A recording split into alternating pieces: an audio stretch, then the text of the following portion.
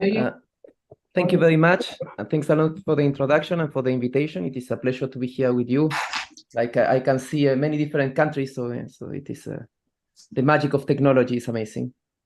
So I'm going to discuss today about the discrete Coulomb gas, which is a joint work with Christophe Garban, who's now a professor in Université Lyon 1. So just I have something pre-written before I start writing with my own hand. So what is the plan of the talk? I will start with a motivation. Then I will discuss about the infinite volume limit of this discrete Coulomb gas, and for that I will go through its connection with the VLAN model. Then we will start studying some properties of this discrete Coulomb gas, like the device screening and the surface law, which will be done through the study of the integer value Gaussian free field, the duality they have between them. And I will finish by discussing the scaling limit of all of these models. Then let me start. So I will start by discussing Gibbs point processes. So this is, okay, maybe I have to say first, this is the motivation, cos of 0. Motivation. Okay. So to start, I will not discuss about the model I'm interested in, but I will just start with essentially point processes on CD. So the first example of a point process we see on the right is just like a Poisson point process. Okay, so we know a lot about these processes in a way, throwing infinite independent uniform random variables on CD. In CD.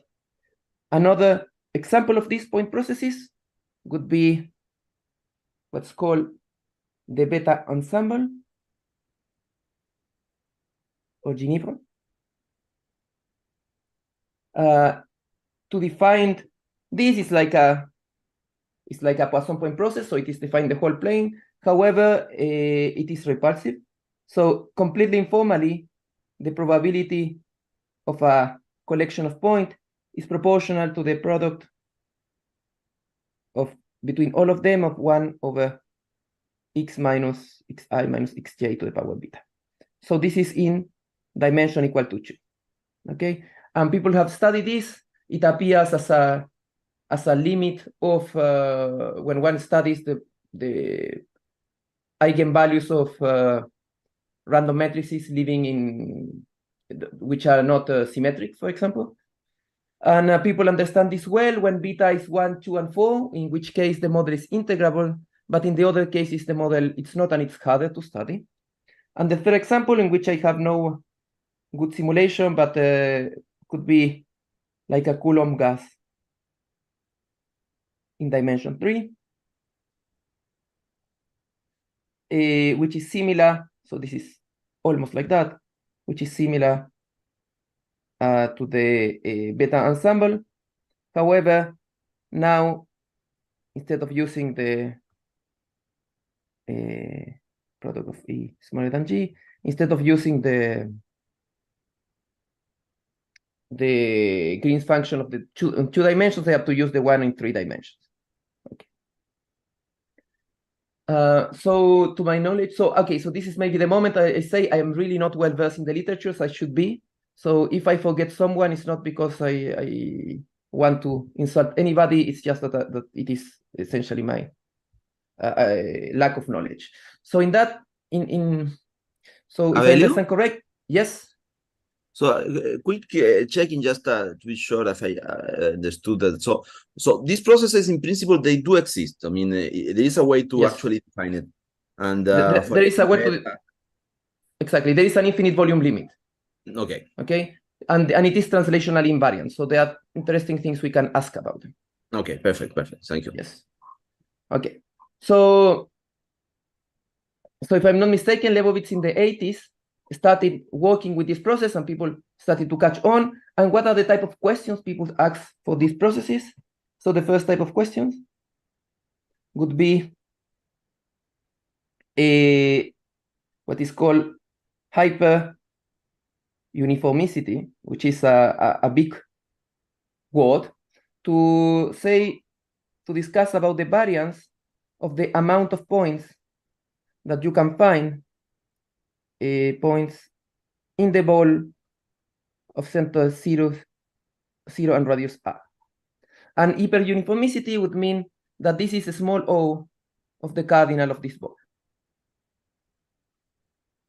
Okay, so for example, the Poisson point process does not have this property. Why? Because the variance, just by definition, is a constant times the volume of the, well, in this case, is the volume of the ball, and this is, of course, not a small o of ball of radius r, a small o of the volume. However, when the beta ensembles, this has been a very technical works where they have proven, I don't know exactly the names, but they have proven that this actually holds. It is much easier when beta is equal 1, 2, or 4, where things are integrable, but things are somehow, after a lot of work, they are done there. And for Coulomb gas, I have to be honest, I don't know exactly what's going on, and but the works there are even more technical. And then you have something which is stronger than hyperuniformicity, which is called the surface law, which is asking the same variance, but now you want that this variance is of order, is essentially like the measure of the boundary. Okay, so this is much stronger, much more, much stronger than hyperuniformicity, and of course, Poisson point process doesn't have it, but the beta, for the beta ensembles, up to my knowledge, it is only shown for the cases where the model is integral. So in fact, this question in itself is a hard question. Okay, so this is one type of questions I would want to answer in our model, and the second type is scaling limits. And this means when one sees these point processes from really far apart, what one is seeing. Somehow it should be easy to show that the Poisson point process scaling limit should be just white noise when one properly rescales. And for beta ensemble with beta equals to 2,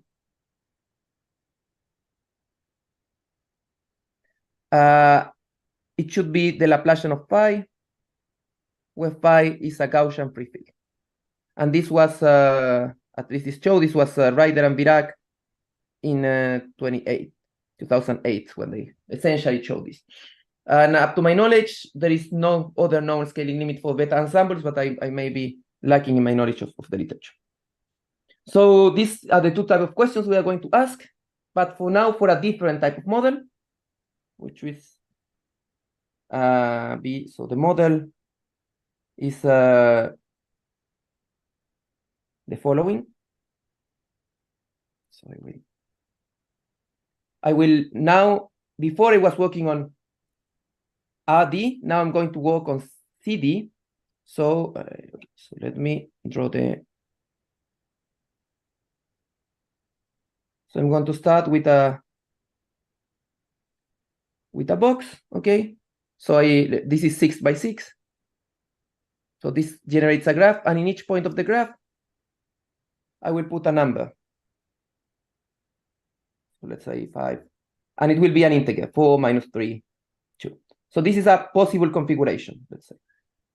Okay, so what is the probability of a given by Coulomb at a temperature, at an inverse temperature beta of a given Q, x in lambda?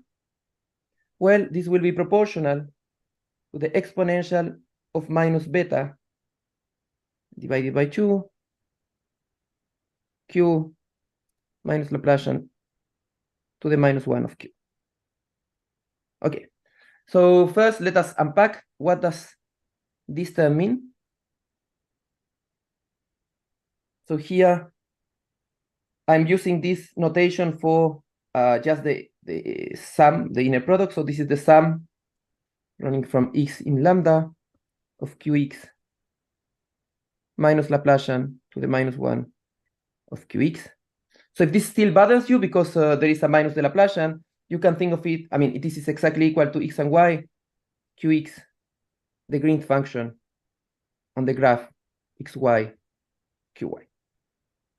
Okay, so this is sorry to yes? bother you again. So you random, so the numbers on your lattice are integer valued or are real valued? No, integer value. Integer value. So in a Coulomb gas, I only have discrete points. So one can think that I have 3 negative charges on this point here, 4 here, or it could be I have 5 positive and 1 negative. Okay, but a priori it's better to think that they are just the value. Okay, so this is what I have here, and of course the big question is what is this green function? Okay, because the green function, it's the inverse of the Laplacian by itself. It's not a well-defined object, as the Laplacian has a non-empty kernel, which are the constants. So one has to put something to fix. So my boundary conditions are going to be either free, in which case I want, okay, it can be seen as 2 ways. One is fixing that q of 0 is equal to 0. So when I take the Laplacian to the -1, I fix the point 0 to be 0, or to ask that the sum of q, which is the way I want to interpret it, is equal to 0. So it is mean 0. Okay, each one of the both serve different purposes. Okay, so then the second one is the 0 boundary condition, in which case what I do is to each point in the boundary of my graph, I will connect it with an infinite, with a 0, with a point at infinity, and the point in infinity takes value 0. Okay, so in a way, q infinity is equal to 0. They could be periodic boundary conditions, which essentially it is what it says, is you just connect these ones, okay, maybe these ones, you connect it with this one, and so on. No? So this one with this one. Then you work on the torus, and then you still ask that the sum that is neutral. If not, the Laplacian does not have an inverse. It is the same thing as asking that a given point is 0. And the last one, which is the only one I'm not going to work with, is the isolating boundary condition. So this one I will mark with red because I'm not going to work with it, is that instead of taking the green function of lambda, you take the green function of CD, sorry. And the main idea is that in this one, isolating, you are going to fix your charges are going to be in a given domain, but they can interact throughout the whole space. And I marked this because for us it was a problem in the literature, because it was not always clear when physicists were writing if they were writing about this free boundary condition, and they used to call this one free also. So it is well, we are the red one is the only one we cannot work on this. Okay, so is it clear, the model? Okay, so now what are the main difficulties? Well, as you see, this energy itself, okay, so the energy here is not local. Okay, so usually in statistical physics, when we put an energy, we are used to, let's say, a Ising type of energy, where the relationships are local. So that means that, for example, if you do a Glauber dynamic and you want to resample a point, you just need to look at the neighbors, at the neighborhood of the point.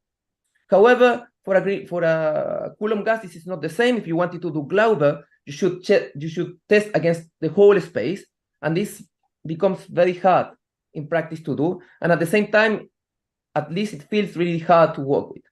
Okay, so for example, the first question I want to present here, which is one. So this is infinite volume limit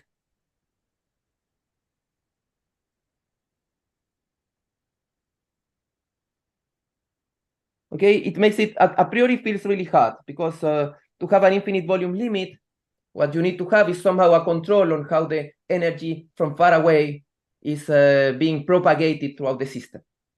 So what we are, so the theorem we have here with Christophe so I'm going to speak here about two papers, one that is already published and the other one which is coming up.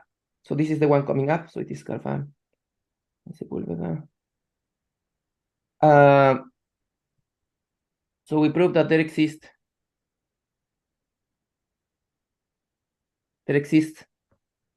a limit for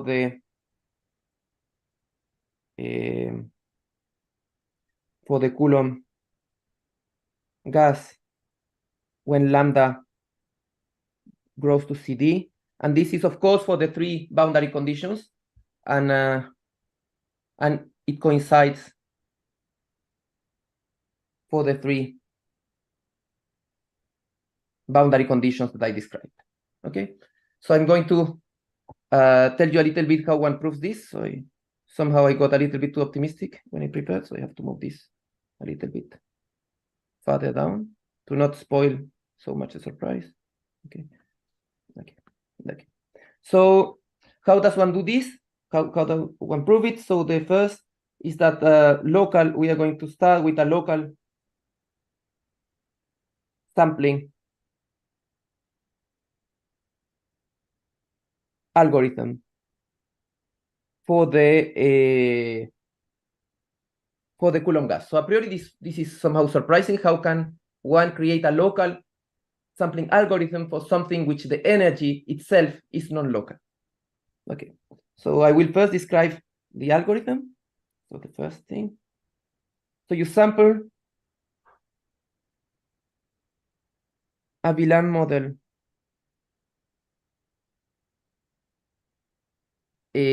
so I'm going to work just in situ here. There is a version of this argument in CD, but I don't want to discuss it, at least at this point. So you sample a VLAN model in the graph lambda. So what is a VLAN model? So it's a model of theta x, where x is lives in between minus pi and pi. And the probability of a given theta x. So this is absolutely continuous with respect to the product of the Lebesgue measure. And it is proportional to the product of E smaller than G of the heat kernel on the circle. That is to say, you sum over M the exponential of minus beta divided by 2. So this is beta. Theta I minus theta J plus 2 pi M squared. Okay, so this is a model which is completely local. Okay, so this one should think about it almost as the exponential, at least when beta is really high, so at really low temperature, it should behave like exponential of beta half the norm of a exponential of I theta I minus exponential of I theta J square. Okay, so if we're working with this red model, this would be the so-called XY model, okay, which is one of the generalizations of Ising model to spins which are continuous on the circle. And here, in fact, this is another natural generalization of Ising model to spins which are on the circle. So you sample this VLAN model, and the second, you sample independently. Okay, so I don't want to be ME, so you sample a random variable for each edge, and then you sample it independently for each edge. And what is the law of this? Well, the law of ME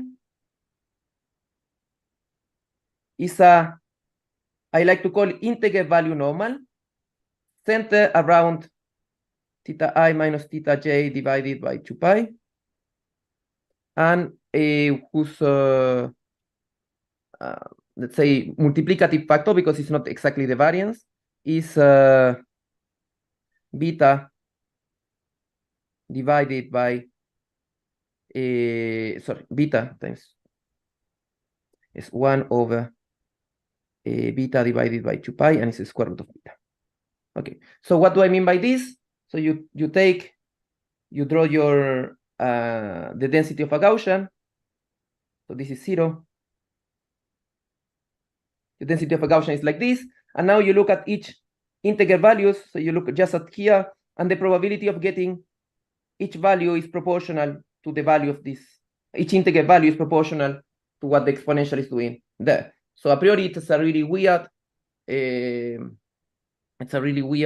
type of distribution, but it is just a normal condition to have values on the integers. And finally, how do you finish? Well, you take the differential, so this lives on the edges. So the differential is just like taking the curl of the m. So this lives on the faces, and this has exactly is equal in law to a Coulomb gas, and this is on the dual graph. Okay.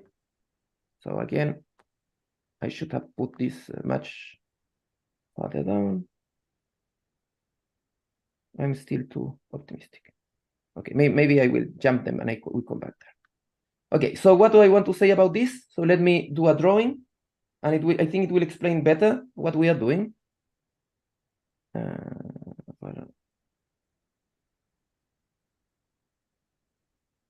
Okay, you start in your graph, okay?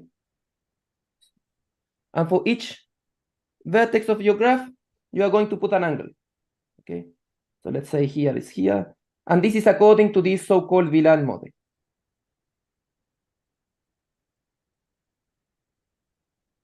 Let us concentrate on this phase. Okay, so then what you are going to draw is that you are going to draw a Brownian bridge on the circle from this point to this point, this angle, let's say. So it's going to do like this, and then you do the same for each edge. What m is measuring is the amount of times that the logarithm crosses its discontinuity point. So it's a little bit, let's say, tricky, but you do this, and let's say you finish here. What is the Coulomb gas here? It will be how many turns you give around each phase, which is something which is completely well defined independently of where is the cut of the algorithm. So here, let's say that I gave a negative turn. So here I will have point minus 1. Okay. And you do this everywhere, q equal minus 1 there. And it will give you a Coulomb gas. So, okay, so it feels really magical. So let me discuss now a little bit about the Villan model. So I have it here. And for us, it was the first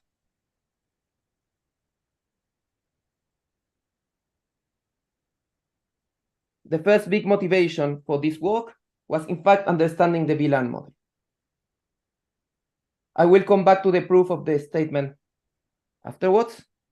Okay, maybe I forgot something important here, because I said I'm discussing here the infinite volume limit. I say that this algorithm implies immediately the infinite volume limit. Why? Because we already know for a long time ago that the infinite volume limit of the Villan model in fact exists, and it is translationally invariant, and it coincides for the 3 boundary conditions I'm interested in. So we already know this, and this algorithm, given that it is completely local, so if you have a Villan model, then sampling the m's is just a procedure that is completely local, implies the existence of the limit for the Coulomb gas. So this is the reason why we are interested in this local algorithm. And then now I can discuss about the Villan itself, which is a really rich model. So Villan model, as you can see here, I have sampled it. Well, it is not me, but it's online, and I have never known who did it.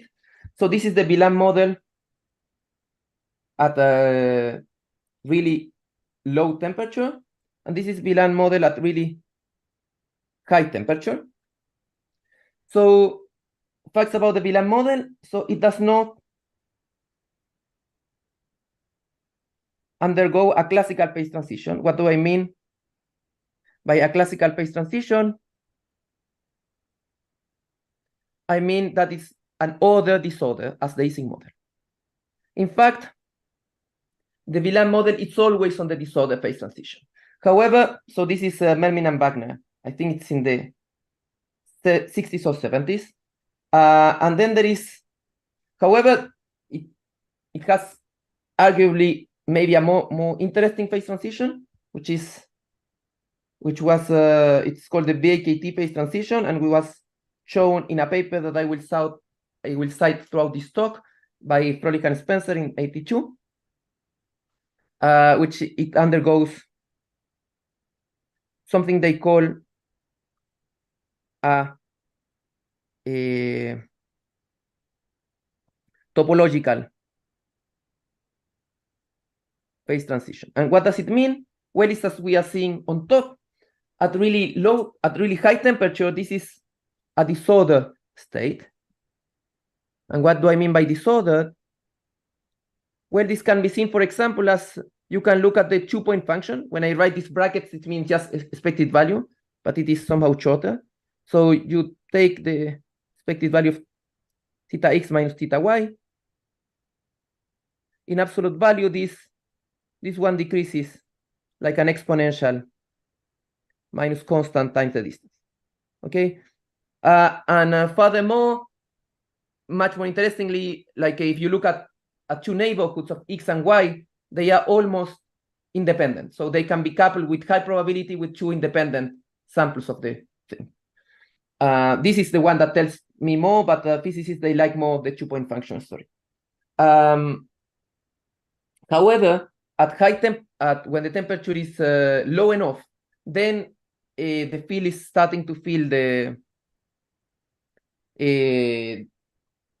well, it cannot be independent anymore. But so at least what one gets, the same story. So if one looks at the angles, how they are written together, this behaves like 1 over x minus 1 to a certain power sigma. Okay, so it has a polynomial decrease on the correlations. So it, in a way, and as the drawing somehow makes you at least intuitively feel, this behaves like a critical Ising model. However, it behaves like a critical Ising model throughout a range. So it is a critical model at low temperature and a supercritical at high temperature. And what they realized, so they call this low temperature phase, they call it plasma in physics, but I'm not 100% sure why. And one can see in the drawing here is that it has to do something with, in a way, the vortices that are appearing, points around which our field is rotating. And this, in a way, they tend to come by pairs when we are really cold. So when it is cold, the points, they want to be like locally neutral, as much locally neutral as possible. However, at high temperature, it doesn't look to be the case, and this is the reason why they call it topological phase transition. So Coulomb gas, in fact, is the one representing these vortices. As we can see, it tells you how much, in fact, you are rotating about each phase, and it is it is the one that is the driving force under this topological phase transition, and it is another reason why the discrete Coulomb gas, or as it's sometimes called, the Wieland gas, is important to study. Okay. So this is a little bit of the context on why this algorithm is important. So let me give you a quick idea of the proof of the statement, okay, of the algorithm. So recall the algorithm. So the first thing we do is we sample a Coulomb, a Wieland model, and then we sample this M, which somehow feels strange. So, okay, maybe it feels unfair to say that this algorithm is completely new to us. So ideas like this, at least at the level of partition function, they are known at least since the 80s with Froelich and Spencer. They use it a lot. I learned a little bit of I learned these ideas at the level of partition function from Roland Bauer-Schmidt, and there should be a lot of people. So not to take all the credit, but now let me give you the idea of the proof. The idea is twofold. The first thing is to realize the following. So let me rewrite the probability of the VLAN at temperature beta of a given theta. This is proportional to the exponential. Sorry, it is tricky. It is the product I is smaller than j, but the sum of m of the exponential of minus beta divided by 2. So it feels theta I minus theta j plus 2 pi. Okay, so the first trick is to change the sum with the product. So when you change the sum with the product, now you have to sum over functions over the edges, which I call one forms. So if it's over the vertices, I call them 0 forms, on the edges 1 forms, and on the faces 2 forms. And then you have the same product, but now the product can be appearing as a sum. So now you have exponential, and know that the sum now is over all the edges. So I will write it like this, beta half, and it is the difference of the thetas, which I write as d theta. Yes, so it's the gradient, plus 2 pi m. So this is just to chord notation. And I will chord notation even further, inspired by stochastic calculus. I will write this just as d theta plus 2 pi m. Okay, if not, the notations are going to be too painful.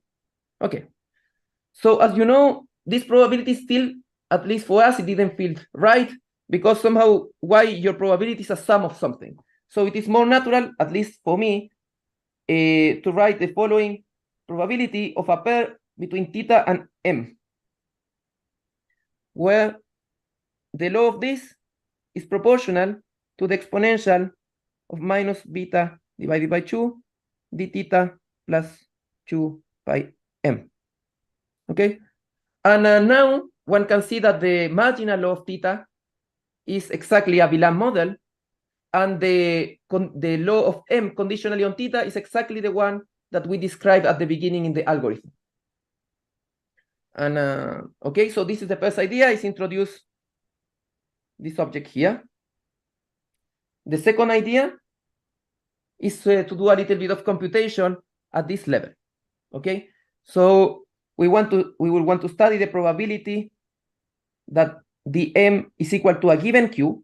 So now I fix any possible charge configuration, and for any possible charge configuration q on the faces, I know that there exists an nq. I will define this deterministic function, which for each q will give me an nq such that dnq is equal to q. Okay, so this is a 1 form. In particularly, m is such one, but I don't want it to be random. I want it to be deterministic. And then I will look at this energy now. So d theta plus 2 pi m. I want to add and subtract nq. So to do that, let us know that m minus nq, if I take its differential, this will be equal to 0. So by Poincaré, there exists a 0 form, phi, such that d phi is equal to m minus nq. Okay, so using that, this term is equal to d of theta plus 2 pi phi plus 2 pi nq. Okay, and nq has a part that comes from the gradient of someone, and part that of 0 forms, and a part that comes from the gradient of 2 forms. So I will write nq as that. So nq can be written as d of, let's say, phi q plus d star, and one know exactly what it is, and I will write it of Laplacian to the minus 1 of q. So if I take things like that, I get d theta 2 pi phi plus 2 pi phi q, which is not integer value, that plus 2 pi d star minus Laplacian to the minus 1 of q. Okay, recall that this notation is just is a square, so this is a bilinear product. But D and D star, then they are orthogonal to each other. Yes, so D star, if you have never seen it, this is just D minus D transpose. Okay. So I can come and close this bracket. Okay, this first bracket here, if one walks about it, what one defines this as phi. This phi has the law of a Gaussian free field, in fact. So this is a Gaussian free field. And one has to do some combinatorics, but one see that this is, in fact, this separating the exponential. So one gets products, and combinatorially everything works out. So you get the product of one times the product of the other. So you get this one. I say, sorry, it's D star. Yes. So this one gives you a Coulomb with temperature 2 pi. In fact, I always forget the 2 pi, but why it gives you a Coulomb? It is how much is this star minus Laplacian to the -1 of Q? I will write it twice because now it's useful. So now you take the D here, and what you obtain, well, I should have done it the other way, but what you obtain is you obtain minus Laplacian to the -1 of Q against Q. So this is the energy that's going on there. So as you can see, in fact, one can get two paths. One path which is a Gaussian free field, which in fact is the one giving correlations that decrease polynomially fast. Yes, so it is in this case it would be the proof of Mermin-Wagner for this case. However, there is another path which is the one that controls the topological phase transitions, which is the Coulomb gas. And one can ask whether this phase transition is either the presence on here, this phase transition, its presence or absence. Presence, okay, I don't know how to write it, or absence of a effect given by the Coulomb gas. And what one can show, in fact, is that the Coulomb gas is always macroscopically present. This is a work we did with Christophe. However, of course, when the temperature is high is low enough, the Coulomb gas behaves, or the influence of the Coulomb gas behaves similarly to that of the Gaussian free field. And at high temperature, this is no longer the case. The Coulomb gas gives an exponential decay of correlations. The fact that there are too many paths where we are turning just kills everything. Okay. So let us come back from this to study the properties of the Coulomb gas itself.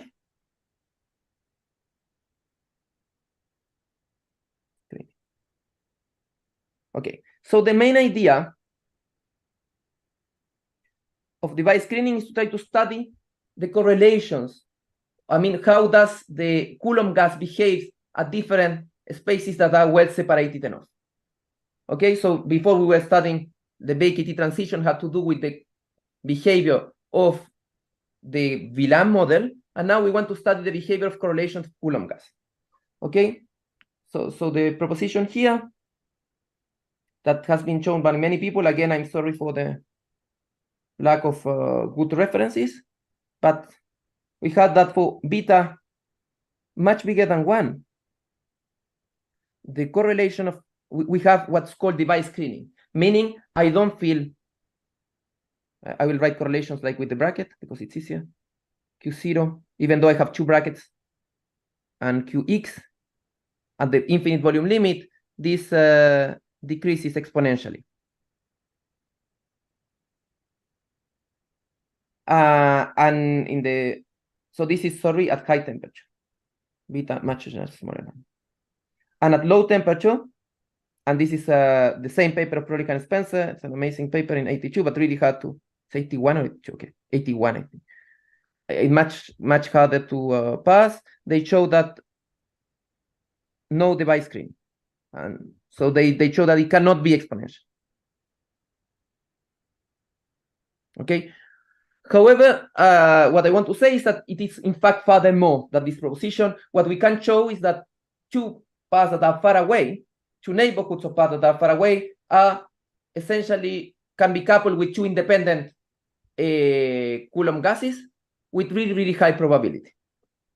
And this type of story is really interesting because it means that if I have a Coulomb gas and I come and I add one particle at a place, additionally, it will fix itself locally. It doesn't have to require the whole field to behave well.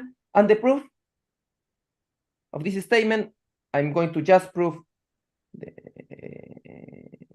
this one.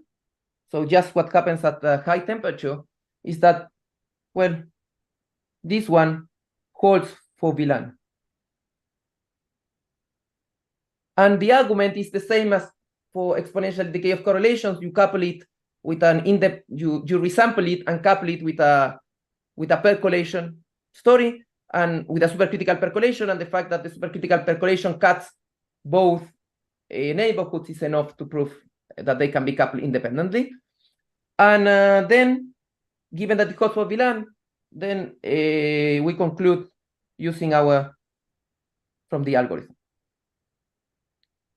The algorithm is local, so to sample the M's, I just need to look locally at what is going on, and it gives you this interesting phenomenon of device screening that is going on here. Okay. So now, let me go directly to the surface law.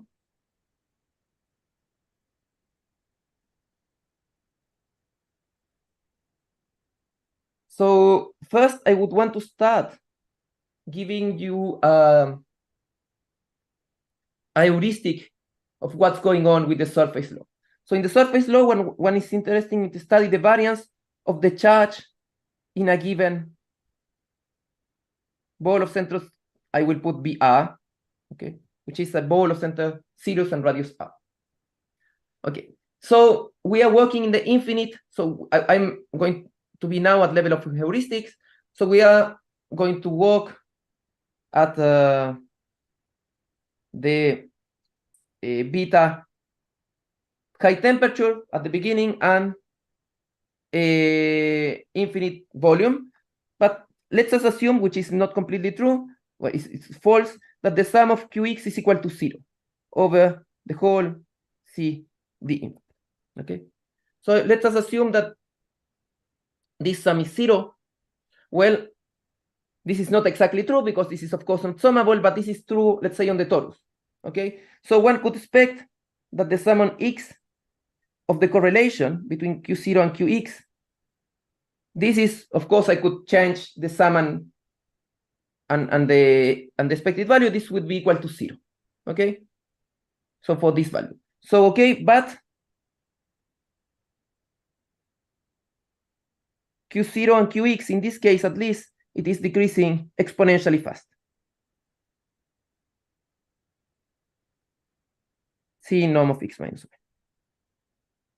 Okay, so if this is decreasing exponentially fast, in fact, this means that the sum of X in the ball of center 0 and radius R of Q0, Qx, it should be really close to 0. So it should be exponentially small. Exponential C minus CR. Okay, so this, in a way, means that the variance that we are interested in, which is Q, indicator function of the ball, center 0 and radius R, which it can be written as a sum of xy of qx, qy. Well, the terms that are in the middle, they have almost no variance. So it should be written just as the sum, this is completely informal, of x and y on the boundary of the ball of qx, qy. And this one should behave like the cardinal of the boundary. In a way, what happens is that this Coulomb gas is locally neutral in the middle, and the only things that can go wrong are the things that are happening in the boundary, because you have plus and minuses that appear together, and then somehow the boundary may separate them. And this is the only phenomenon generating variance. So a priori, at least for me, I would have imagined that because there is this topological phase transition, this would mean that the surface law is violated at low temperature. But in fact, that is not true. So you have the following theorem with Christophe. Yes. So it's going to appear soon, I hope. Is that we have this for any beta bigger than 1 and for any b bigger or equal 1, the variance of the Coulomb gas at temperature beta, sorry, not bigger than 1, bigger than 0. For any temperature, the variance of the charge in the ball of radius r is smaller or equal 1 over square root beta, the cardinal of the ball of center of the boundary of the ball, and is lower bounded by a constant times the same quantity. So what I'm saying here is that it doesn't matter at which temperature I'm working in, the Coulomb gas is putting the variance of the Coulomb gas is in a way controlled by the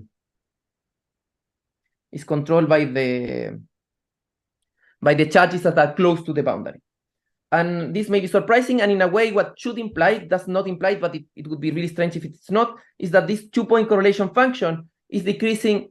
It may be decreasing polynomially because there is no device screening. However, it cannot be decreasing too fast polynomially, because if not, I mean, it cannot be decreasing too small, because if it were to be decreasing too small, the points in the middle should have a role to play in this variance, okay?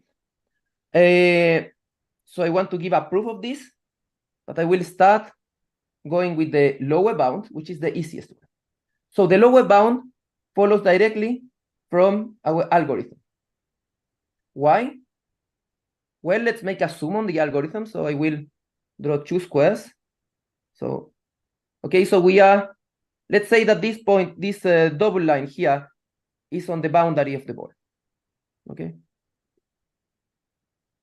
So here, now I have sample a pair theta, comma m. So I have theta is here, and m is here. So let's imagine that m here by chance is equal to 0. Okay, it doesn't matter when I resample this, because I want to look at the variance, there is a probability that it becomes 1. Okay? But if it becomes 1, this means that Q at this side, I have a +1 here and a -1 here. Okay? So in a way, each point of the boundary is giving us some variance, which is this probability that the point is changed when you resample, which is non-zero. So of course, this gives us a lower bound on the variance. The upper bound is a little bit trickier, but it's still quite simple when one understands the following, which is the reason why I'm presenting this, which is the duality. So it's duality of Coulomb gas. Or it's fancily called, so this is modular invariance of the Riemann theta function. But it is the following, I want to put a theorem because I think it's quite important, but this is the, this was already shown by Garban and myself. I think the paper is was published in 2022, but I'm not so sure. So it is the following, saying if you want to compute the expected value of a Coulomb gas, of the Laplace transform of a Coulomb gas, so you have here the Coulomb gas Q against a function f, because it's a Laplace transform. This would be equal to the same object for the Gaussian free field, almost.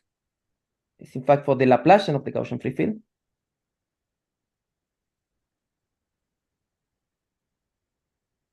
Of f times a correction.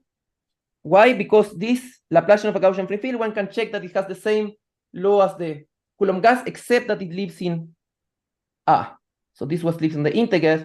So this modular invariance gives you a way of computing the Laplace transform of a integer value Gaussian in respect with the Gaussian itself, without having integer value, and the correction is given by a Fourier transform.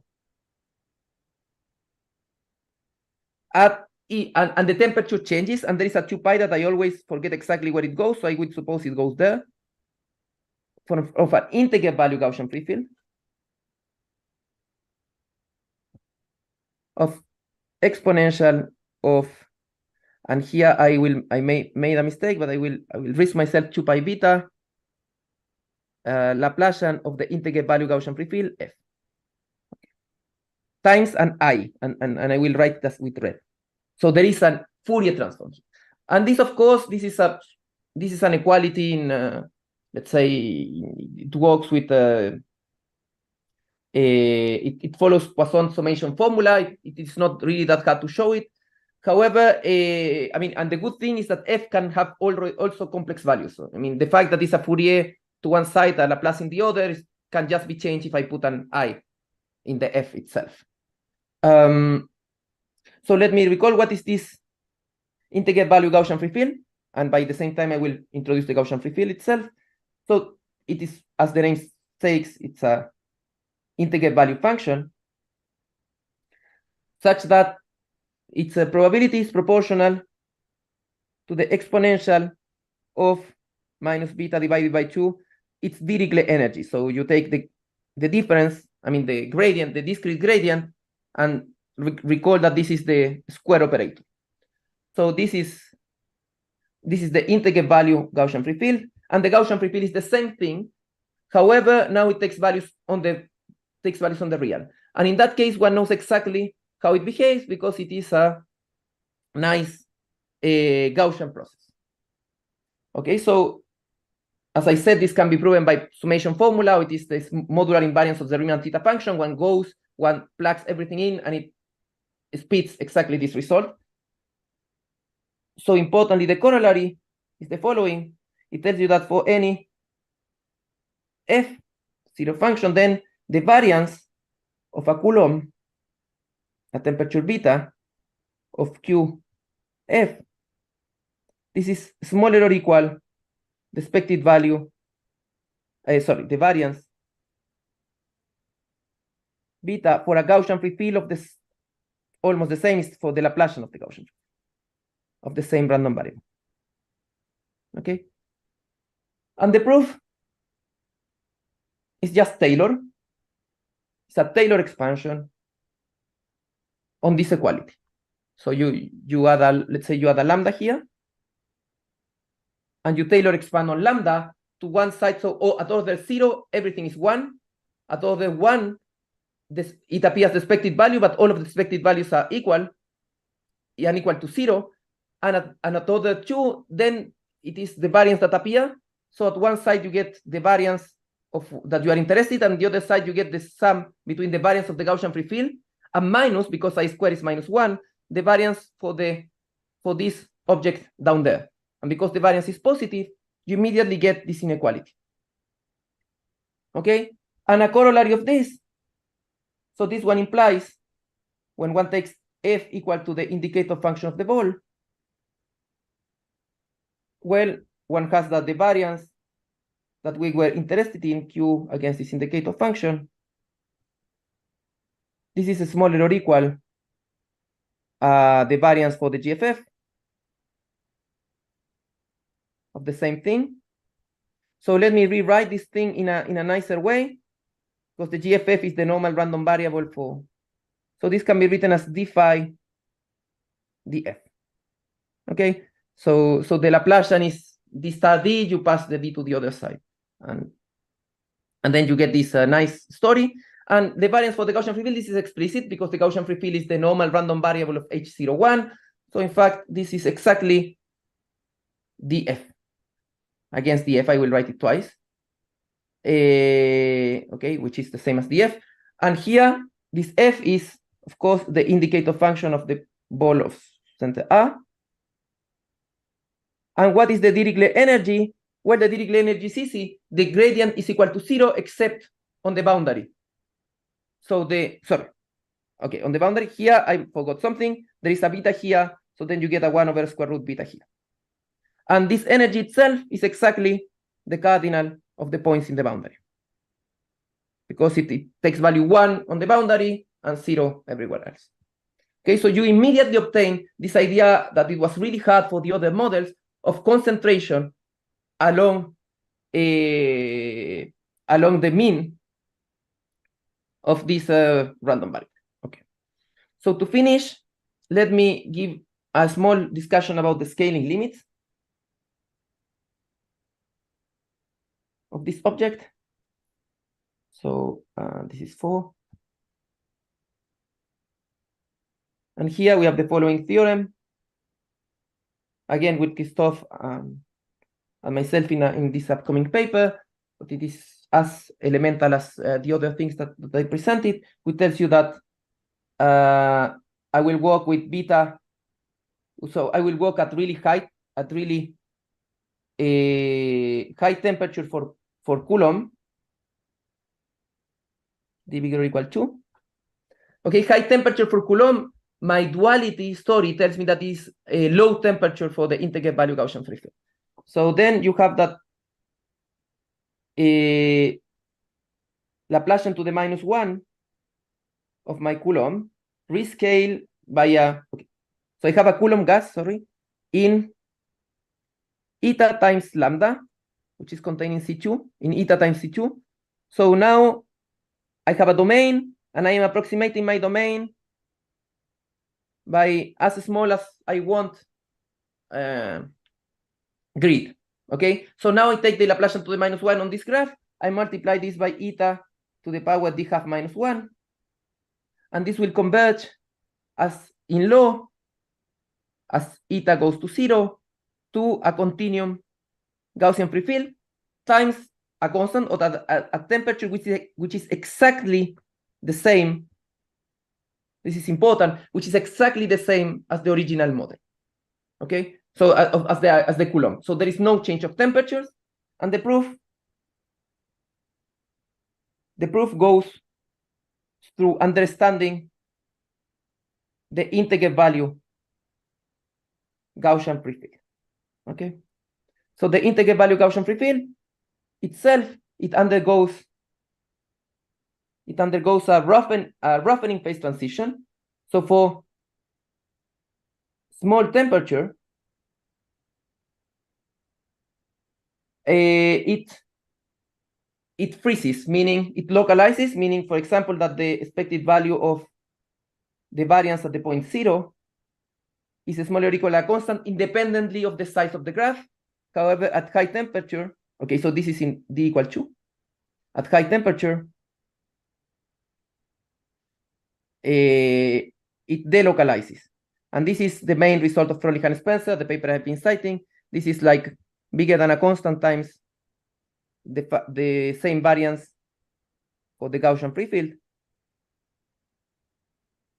Let's call 0, which is logarithmic. It's like a logarithm of x minus y.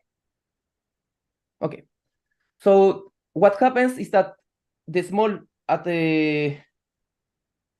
temperature corresponds to the high temperature of Coulomb, and in fact, in that case, one can show that the correlations decrease exponentially. So it's quite easy to show that eta d half minus 1 of phi converges to 0, and then one can use, I think I don't have much time left, so I will hurry up, that the expected value of the Coulomb gas minus beta, Q against F. This will be exactly the same as the expected value for the GFF of the same, minus Laplacian to the -1, or Laplacian to the -1. It will be the same as, now I have a GFF now, which is nice, phi times F, but I always have this expected value of the integer value at temperature 1 over beta, at inverse temperature 1 over beta, of the exponential of let's say 2 pi divided A times beta phi F. And what we can see is that if we pick F appropriates, as I said before, this term disappears. Sorry, there is an I. So because I have convergence in a really weak sense, in low to zero, in probability to zero, then I have this one is converging to 1. So we have that both sides of the equation, they are equal to each other. So to finish, what happens with beta at really low temperature? So at really low temperature, the same should hold for d bigger or equal to 3, the same should hold. And this should be based in a work by Gopfer and Mack in the 82, where they show that the integer value Gaussian free field, it's always localized for d bigger or equal than 3. However, they show it for really weird boundary conditions, so it's not direct that one can use it. And for this smaller than 2, for d equal to 2, there is a work of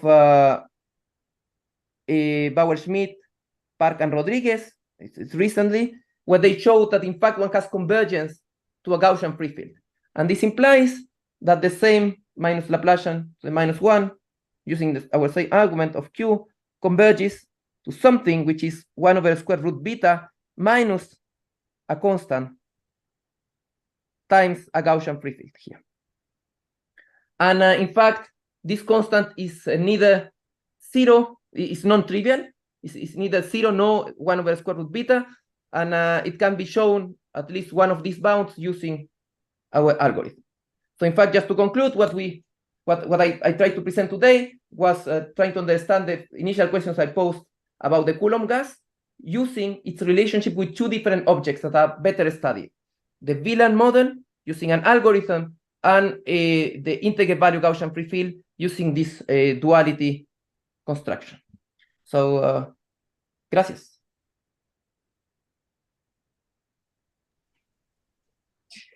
Thank you, Avelio. Great.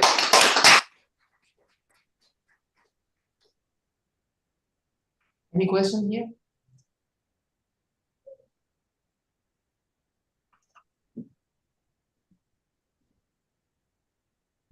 So I have a question, Avelio. So when you were starting to present, I thought that the spatial Markov property will show up at some point, but it didn't. No, it didn't, because it doesn't. So the Coulomb gas does not have a spatial Markov property. Yeah. However, the duality models, they do have it. So Yeah. it is hidden in everything that is, for example, for the infinite volume limit of VLAN, it's hidden that you have a Markov property because it helps you to paste things up. But afterwards, you don't need it at all to obtain this Markov property because you already got it from VLAN. And the same thing is true for the integer value Gaussian free field. To show that the localization, for example, you use a pairs type argument. Mm-hmm. But this pairs type argument, in fact, it is the one that is giving you the convergence of Coulomb. So in a way, it was a really, at least for me at the beginning, really difficult to work with model, but the models that it's related to, they are quite simple and they do satisfy, everything is hidden over there in a way. Okay. Okay, thank you. Thank you. So, Avelio, Pablo, so you are looking at this V-line model as a perturbation of Z2, is that it? Of the XY. So this VLAN, it gives you so let me go up so I can I have these nice pictures. Okay, so it gives you angles. Okay, so it is one way of thinking about it. It is just like an Ising model, yes, but where the spins are angles. Okay, that's fine. But then you did a picture where you projected the spins over Z2 over R2. Yeah, no. So, but no, you are no. So I am working in situ always. So the first pictures were Poisson point processes not on the grid, but they were in R2. But then the Coulomb gas, it's in fact easier, but it is because somehow you are working on a grid. Okay. Yes. So everything here you are doing it on the grid, and this is why everything works. So yes, and the scaling limit of this object is in fact just the Laplacian of a Gaussian free field.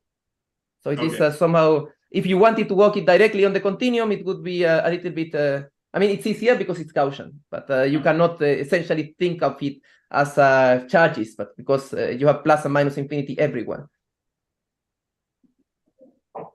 Okay. Thanks. Thank you.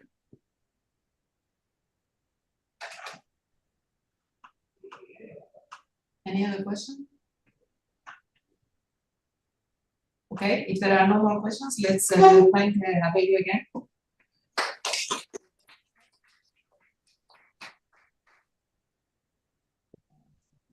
Thank you. Thank you a lot for the attention and for the invitation.